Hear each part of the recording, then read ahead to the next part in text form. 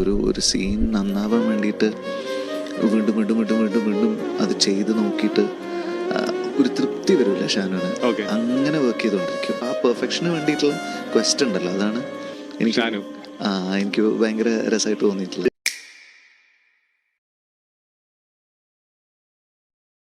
മോനെ രംഗച്ചേട്ടൻ കാണിക്കുമെന്ന് പറഞ്ഞാൽ കാണിക്കും.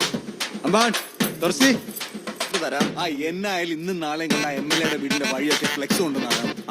റീത്ത് വെക്കാൻ CM-ഉം കേന്ദ്രമന്ത്രിമാരൊക്കെ വരുമ്പോ അയ്മനും സിദ്ധാന്തനും നടക്കാൻ മേല അവസ്ഥയായിരിക്കും. ഞാൻ നിങ്ങളുടെ ഫാമിലിയുടെ ബാക്ക്ഗ്രൗണ്ട് പറഞ്ഞാൽ മോശം മോശം മോശം മോശം മോശം മോശം അഭിപ്രായം കുടുംബത്തെ പറ്റി നാട്ടുകാർക്ക്. നീയാണല്ലോ കോടതി ഓടാമേര്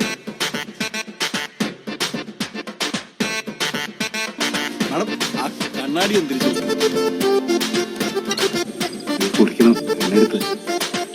ആള് കുറച്ച് ഷൈ ആണല്ലേ? അങ്ങനൊന്നുമില്ല, ഷെയിംലെസ് അല്ല. മാന്യനാണ്, അന്തസ്സുണ്ട്, കുഴപ്പമില്ല, ശരിയാവും. ഞാൻ അയ്മനം സിദ്ധാർത്ഥൻ, യൂത്ത് കോൺഫറൻസിന്റെ മണ്ഡലം പ്രസിഡന്റ്. കേരള രാഷ്ട്രീയത്തിന് ഒരിക്കൽ പോലും താങ്ങാനാവാത്ത വേദനയാണ്. ഞങ്ങളുടെയൊക്കെ രാഷ്ട്രീയ ഗുരുവായിരുന്നു അദ്ദേഹം. എന്നെ സിദ്ധു എന്ന് പോലും തികച്ചു വിളിക്കില്ലായിരുന്നു. Happy birthday to you. Happy birthday to U.